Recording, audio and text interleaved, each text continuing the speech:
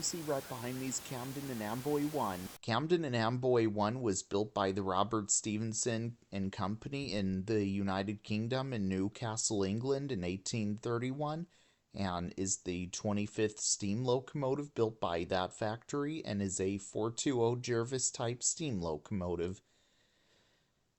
Also, the locomotive is named John Bull. This locomotive is the original John Bull locomotive. After being built, it was shipped from the United Kingdom to Philadelphia, Pennsylvania in parts. It became too tough to assemble the locomotive until an engineer named Isaac Drips figured out how to do so. The locomotive was originally used for the Camden and Amboy Railroad and originally was named Stevens, and it was named after the builder Robert Stevens.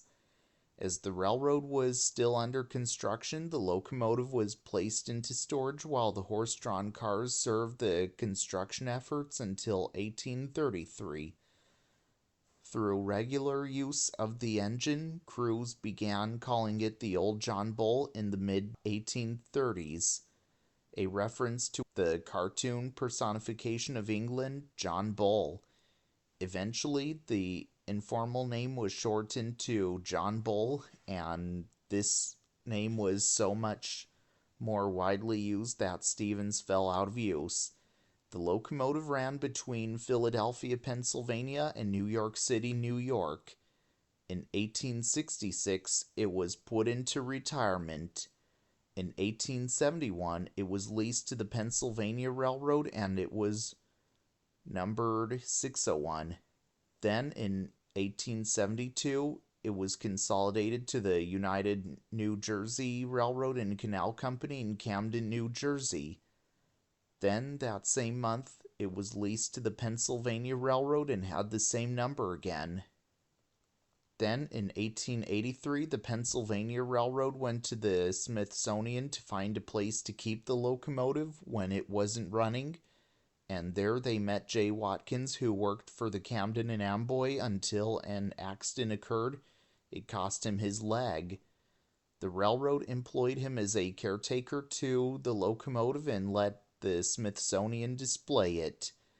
The locomotive's first public exhibition at the Smithsonian Institute occurred in 1884, and it was displayed in the East Hall of the Arts and Industries building.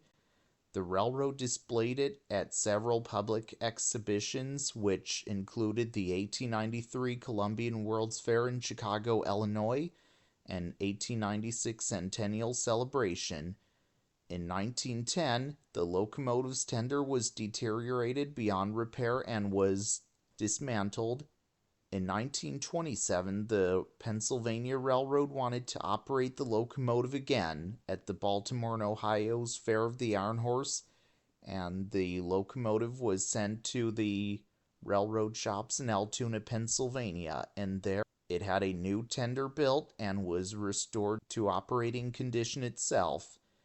Afterwards, it went back to the Smithsonian, where it remained on static display. In 1930, the railroad ordered a replica of this locomotive, which was built by the shops in Altoona, Pennsylvania, after the Smithsonian told the Pennsylvania Railroad of their wish to keep the locomotive under more cautious preservation. The replica ran multiple excursions in that time. In 1981, the museum brought it out for an operation to some nearby train tracks for its 150th birthday as it ran along the Chesapeake and Ohio Canal along the Potomac River within Washington, D.C.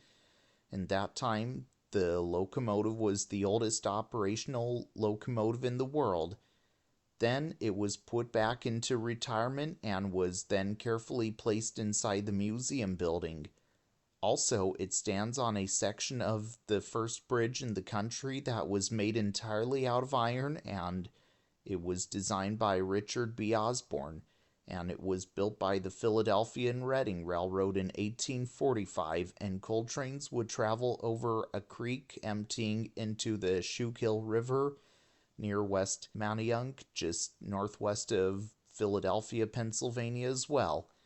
Also, this locomotive is the oldest steam locomotive in the USA, and it can be found here at the Smithsonian Museum of American History in Washington, D.C., where it is today.